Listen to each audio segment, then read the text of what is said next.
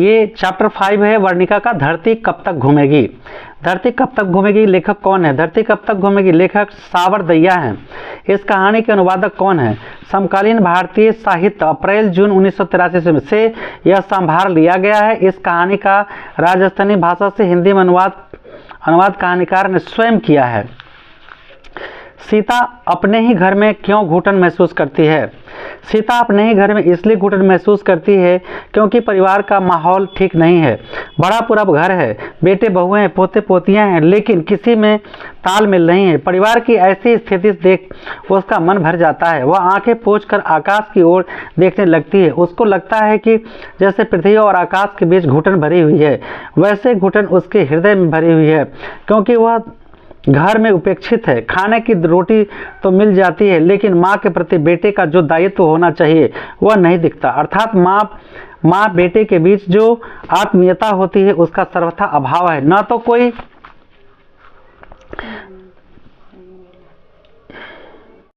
कोई माँ का हालचाल पूछने वाला है और न ही माँ की समस्या को जानने वाला ही है। घर के लोग माँ को बोझ जैसा मानते हैं। इन्हीं कारणों से सीता को अपने घर में घुटन महसूस होती है।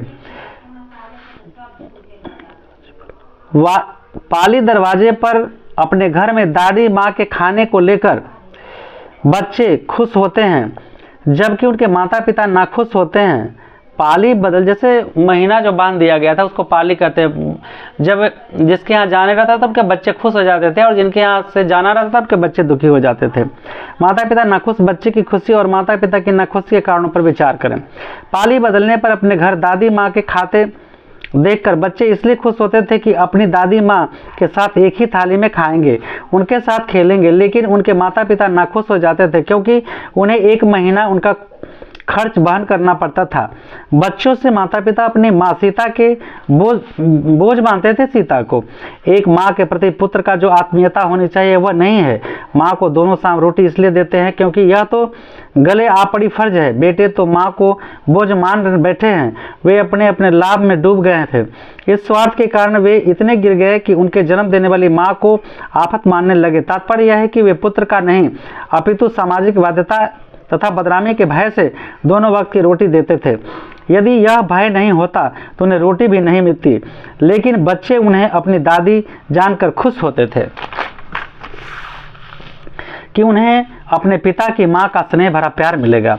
अगला प्रश्न है, इस समय उसकी आंखों के आगे न तो कोई अंधेरा था और न ही उसे धरती और आकाश के बीच कोई घुटन हुई। व्याख्या करें। प्रस्तुत गधांश सावर दैया द्वारा लिखित कहानी धरती कब तक घूमेगी शीर्षक पाठ से उद्धृत है। इसमें कहानीकार ने 3 बेटे की एक माँ की मनोदशा का मार्मिक चित्रण प्रस्तुत किया है। घर भरा पूरा है, बेटे बहुएं हैं, पोते पोतियां हैं, धन संपत्ति है, संपन्न परिवार है, लेकिन पति के मरते ही सीता यानी माँ दूध की मक्खी बन जाती है। तीनों बेटे बारी बारी से माँ को एक महीने के अपने परिवार में खाना तो देते हैं, अपने परिवार में खाना तो देते हैं, लेकिन सभी उन्हें उपेक्षा एवं घृणा की दृष्टि से देखते हैं। परिवार की ऐसी स्थिति देख माँ का हृदय टूट जाता है। वह अपनी व्यथा अंदर ही अंदर सह लेती है, लेकिन व्यक्त नहीं करती है। इसके बावजूद जब माँ बेटे और रोटी ही महत्वपूर्ण रह जाती है, तब वह एक के बाद दूसरे और दूसरे के बाद तीसरे में 5 वर्षों तक चक्कर काटने लगती है। इस प्रकार भी मन नहीं भरता है। तब माहवारी खर्च के लिए माँ को 150 रुपए यानी 50 रुपए का महीना, ये 150 एक साथ लिखा है, 50 रुपए का तीनों बेटा महीने देंगे तो कुल मिलाकर 150 हो जाता है। बेटे के इस निर्णय से माँ का स्वाभिमान जाग पड़ता है। उसने बेटे से मजदूरी लेने की अपेक्षा कहीं और नौकरी करना बेहतर समझा, क्योंकि वहां न तो अपमानित होना पड़ेगा और न ही तो ताने सुनने पड़ेंगे, क्योंकि घर में परिश्रम के अनुकूल तथा अपनी इच्छा प्रकट करने का अवसर मिलेगा। स्वतंत्र जीवन लगा खुला हवा होगी। यही कारण है कि घर छोड़ते समय आंखों के आगे न तो अंधेरा था और न ही उसे धरती और आकाश के बीच घुटन महसूस होती थी। सीता का चरित्र चित्रण करें। सीता एक कहानी की नायिका है जो स्वाभिमानी, सहनशील, धैर्यवान तथा ममतामयी है। पति की मृत्यु के बाद वह इच्छा रहित हो, उसे जो कुछ खाने को मिला वह चुपचाप खा लेती है। उसे इस बात पर आश्चर्य होता है कि कहने को तो यह माँ है, लेकिन कोई हलचल हाल चाल तक पूछने वाला नहीं। यह सोचकर उसका हृदय भर आता है। वह खिन्न हो जाती है, लेकिन किसी के समझ अपनी व्यथा प्रकट नहीं करती है। वह हर अपमान को चुपचाप सह लेती है। परिवार को दूषित वातावरण को देख कहती है कि कहने को तो यह घर है, गली के लोगों की दृष्टि में अच्छा खासा खाता पीता घर है, लेकिन यहाँ खाते पीते लोगों को झगड़ा, खाने पीने के लिए लोगों के बीच झगड़ा, एक पेट के लिए इतने झंझट। ये लोग सुबह शाम गाय कुत्ते को रोटी डालते हैं, फिर भी मेरी रोटी में ऐसा क्या है कि इन लोगों का हमेशा नए ढंग से सोचना पड़ता है। इस प्रकार वह परिवार की हर उपेक्षा तथा घृणा को धैर्यपूर्वक सहन कर लेती है। लेकिन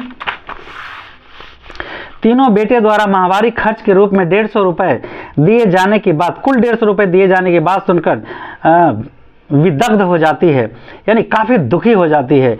एक स्वाभिमानी की भांति स्वतंत्रता पूर्वक जीवन व्यतीत करने की उद्देश्य से वह घर को त्याग कर चली जाती है। काश माँ के नाम पूरी जायदाद होती तो क्या यही हाल होता? तर्क दे। नहीं, सारे जायदाद की जड़ माँ नहीं, पैसा है।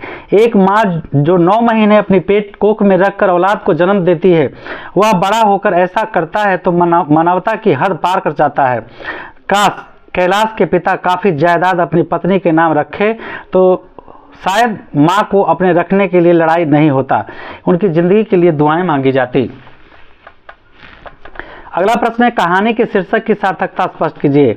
प्रस्तुत कहानी धरती कब तक घूमेगी चरित्र प्रधान कहानी है। कहानी आरंभ से अंत तक सीता के इर्द गिर्द घूमती है। कहानी 3 बेटे और एक माँ की 2 वक्त की रोटी भी कहानी है। 2 वक्त की रोटी की कहानी है, जिसमें रोटी ही महत्वपूर्ण सिद्ध होती है। माँ की रोटी के कारण बड़ा बेटा कैलाश अपने 2 भाइयों को से कहता है, माँ को रखने का ठेका हम ही ले रखे हैं क्या? परिणामतः माँ को तीनों बेटे में बारी बारी से 1-1 महीने का खाने के लिए घूमना पड़ता है। भांजा बंधा जाता है, पाली बांध दिया जाता है, और यह क्रम तब तक चलता रहता है जब तक सीता माँ घर छोड़कर नहीं चली जाती है। कहानीकार ने कहानी का शीर्षक धरती कब तक घूमेगी के माध्यम से स्पष्ट करने का प्रयास किया है कि धरती अर्थात माँ 2 वक्त की रोटी के लिए एक से दूसरे से तीसरे घर के कब तक घूमेगी। इस चक्कर को रोकने के लिए कैलाश तीनों भाइयों में भाई माँ की 50-50 रुपए हर महीने देने का निर्णय करता है, लेकिन माँ को अपना स्वाभिमान मानकर घर त्याग देना पड़ता है।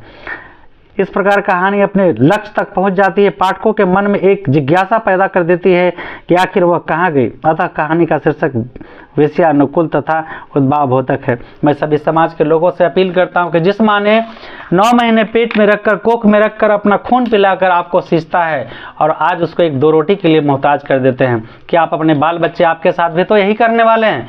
सुधर जाइए, और नहीं तो कल परिणाम उनसे भी बुरा हो सकता है। जय हिंद, जय बिहार। बहुत सारी शुभकामनाएं आप सभी को।